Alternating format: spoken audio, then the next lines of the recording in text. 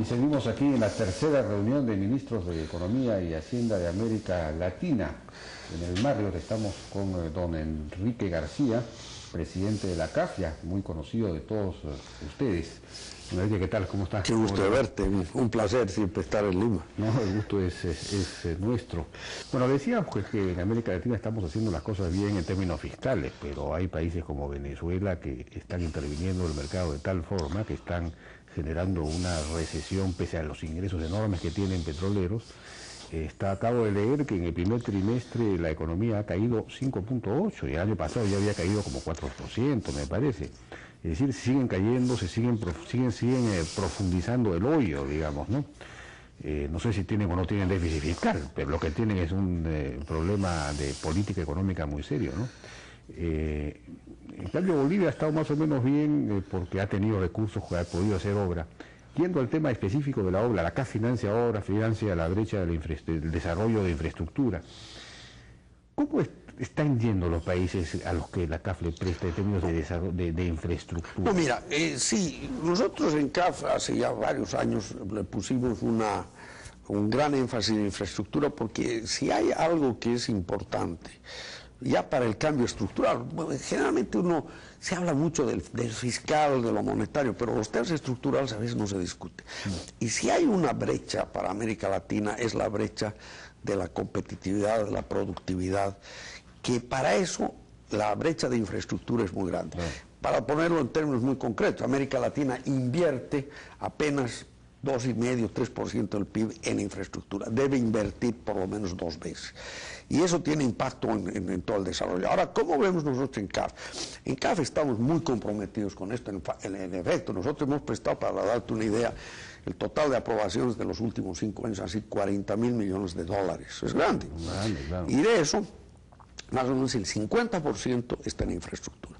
Nosotros somos hoy día la principal fuente de financiamiento de infraestructura en América Latina, más que las otras multilaterales.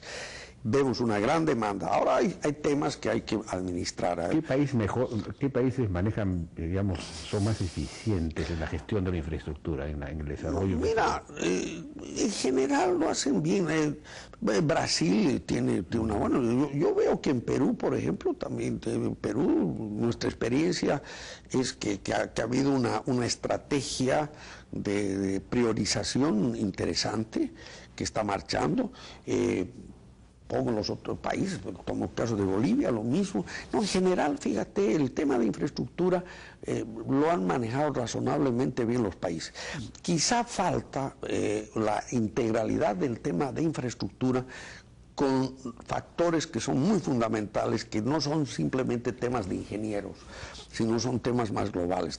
Infraestructura debe verse como la influencia que tiene la infraestructura, no únicamente en la conexión entre puntos A y B, sino cómo está generando externalidades para el desarrollo regional, cómo se compatibiliza eso con el medio ambiente, cómo se compatibiliza con factores culturales y en ese sentido queda un gran trabajo por desarrollarse. El tema de las asociaciones público-privadas, que en un país como el Perú, que no tiene tantos recursos fiscales como si los tiene, por ejemplo, proporcionalmente hablando, Bolivia, Ecuador, Venezuela. Está funcionando. Mira, nosotros hemos tenido experiencias interesantes en el caso de Perú, en varios proyectos donde se ha insertado la participación del gobierno por un lado con un motivador, luego ha habido licitación para un concesionario, el concesionario ha ganado, le hemos dado financiamiento al concesionario, se ha dado garantías parciales para efectos de que se capte recursos en los mercados de capital.